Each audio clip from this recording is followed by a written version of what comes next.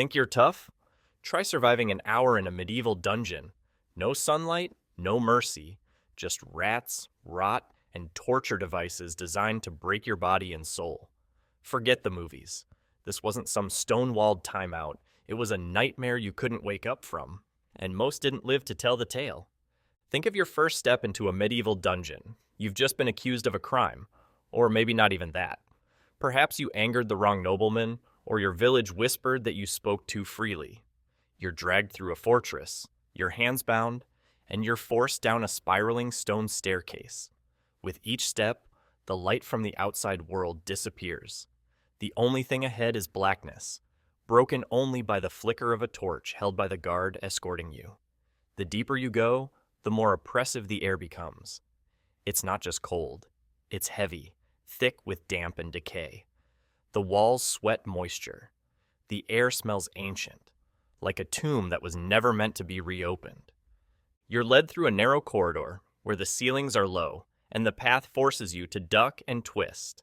The architecture itself seems to have been designed not just to confine, but to intimidate. Suddenly, you hear something. A low groan. A distant scream. Maybe it's human. Maybe it's not. The further you go, the more your mind plays tricks on you. You've entered a world built to crush the spirit. The cells are crude holes carved into stone, some with iron bars, others simply dark pits in the ground. And once the heavy door shuts behind you, the reality sets in.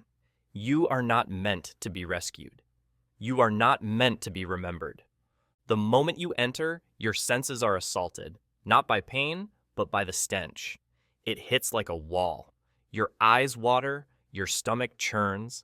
It smells like a mixture of rotting flesh, human waste, mold, and something worse, something metallic and sour, like dried blood. The dungeon has no drainage, no airflow, and certainly no consideration for cleanliness. Prisoners are often left to relieve themselves where they sit. Some are chained in place for days, weeks, even months. The floor is coated with grime, and pools of stagnant water shimmer with strange colors. Disease runs rampant. Rats scurry freely, fat and bold from feeding on the leftovers of misery. Lice crawl through bedding, if you're lucky enough to have any, and open wounds are breeding grounds for infection. Food, if given at all, is usually a few bites of moldy bread and a cup of foul water. If you're sick, you're ignored. If you're injured, it festers. The smell of decomposition isn't limited to animals. Many prisoners die and are not removed right away. In some cases, you could be shackled in the same space as a corpse, left to rot beside the dead while you still draw breath. The air is so thick with humidity and filth that breathing feels like swallowing disease.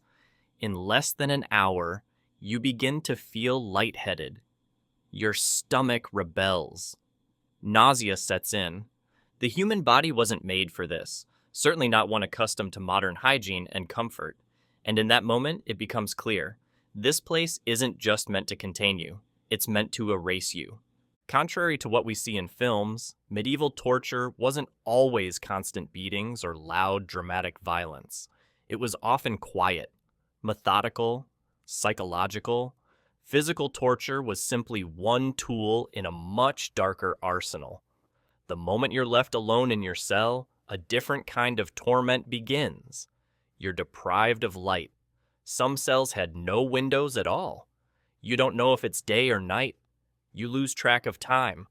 Minutes feel like hours, hours like days. The silence becomes deafening, only broken by the occasional moan of another prisoner, or worse, a scream that pierces the walls and reminds you that your turn is coming. Sleep deprivation is a weapon. Guards come at odd intervals to rattle the bars or pour cold water on you.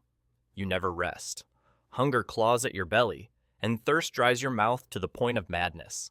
When the torturer finally does come, you may find yourself begging for it, because at least it's something real, something to make the isolation stop. The tools themselves were nightmarish. The rack, which slowly stretched the body until joints dislocated and limbs tore. The strapado, where your hands are tied behind your back and you're hoisted into the air, only to be dropped suddenly, ripping shoulders from their sockets. The Iron Maiden, the pair of anguish, the wheel.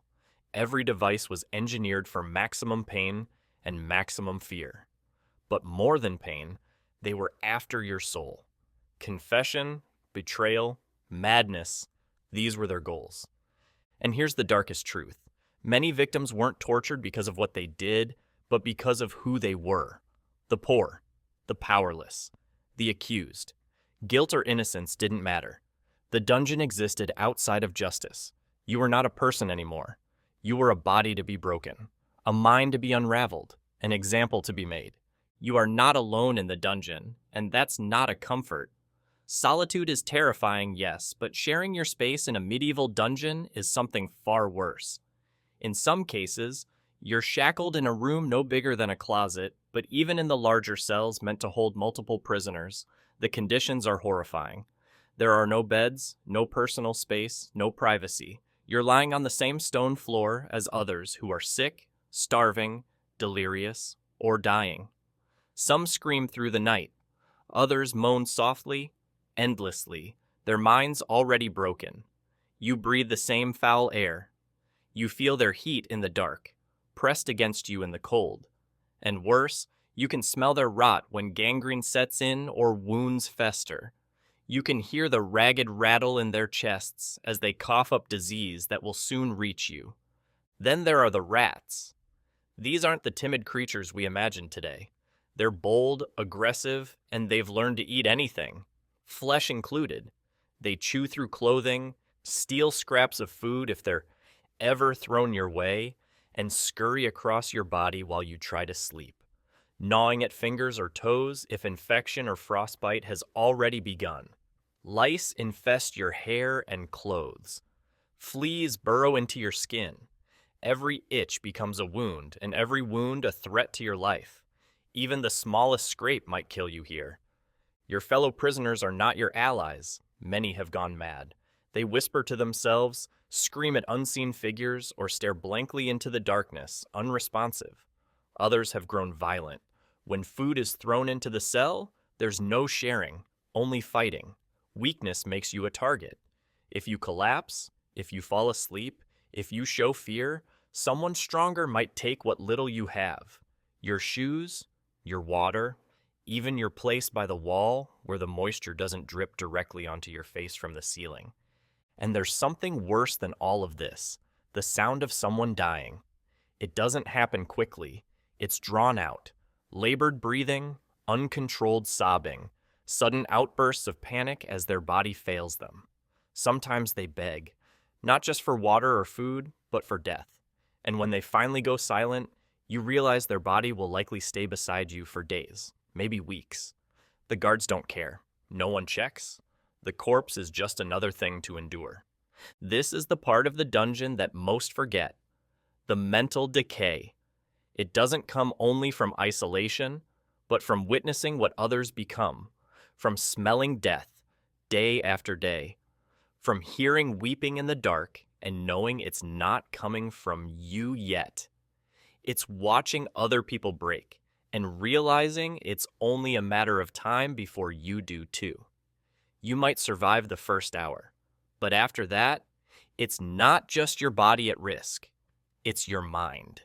And once that goes, the dungeon has done exactly what it was designed to do. Mercy didn't exist in the dungeon, not in the way we understand it today. The medieval world saw mercy not as a right, but as a rare and often political privilege, one granted by those in power, and usually only when it served a greater purpose. If you were locked in a dungeon, mercy had already abandoned you. The system wasn't built for justice, it was built for control. The nobleman who ordered your imprisonment didn't need evidence. The bishop who sanctioned your torture didn't require guilt. A rumor, a grudge, or a whispered accusation was enough to seal your fate. And once you were in, there was no appeal, no second chance. No one was coming to help. The concept of innocence was meaningless. Confession was the goal, and they would extract it by any means. If you confessed under torture, it was seen as proof of guilt. If you didn't confess, the torture simply continued. In some cases, a refusal to confess was considered even more suspicious, a sign you were hiding something deeper, something darker. And so the pain would escalate. Techniques would become more brutal.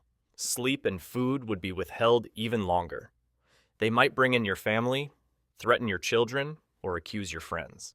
You weren't just isolated, you were weaponized against yourself and those you loved. Execution wasn't always the end. Sometimes it was the only escape. Death could be a release from the endless torment, a final mercy you had to earn through suffering. Others weren't so lucky. They were maimed instead, tongues cut out, fingers removed, bones permanently dislocated. The goal wasn't just punishment, it was humiliation, dehumanization, to be branded as a warning to others, and those who did survive rarely returned to a normal life. They were marked, not just physically, but spiritually. They were seen as cursed, shunned, haunted by what they had endured.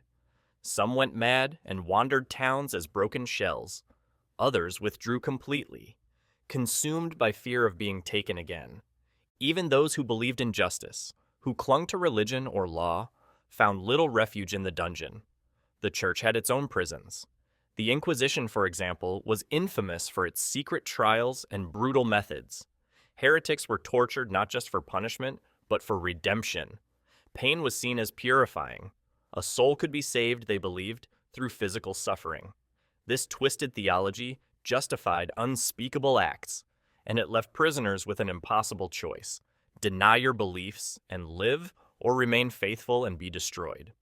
The guards? They were not saviors. They were enforcers. Some were cruel, others indifferent, but even the rare sympathetic one would not risk helping you. Speaking up could mean losing their job, or ending up in the cell next to yours. Corruption was rampant. Bribes might buy you a cup of water or a few extra bites of food, but never freedom. The system was too powerful, too corrupt, too indifferent to your screams. And then there were the forgotten. Not everyone in a dungeon had a trial. Some were simply lost in the system, locked away for months, years, sometimes forever. No record, no name, just a body that once had a life, a family, a purpose, and then vanished into the stone walls of the prison. They became ghosts in the flesh, their stories never told, their suffering never acknowledged. This was the reality of the medieval dungeon. It wasn't a holding cell. It wasn't temporary. It was a sentence, a slow unraveling of your humanity. And when you begged for mercy, it wasn't granted, not because they didn't hear you, but because your suffering was the point. The pain wasn't an accident. It was the design.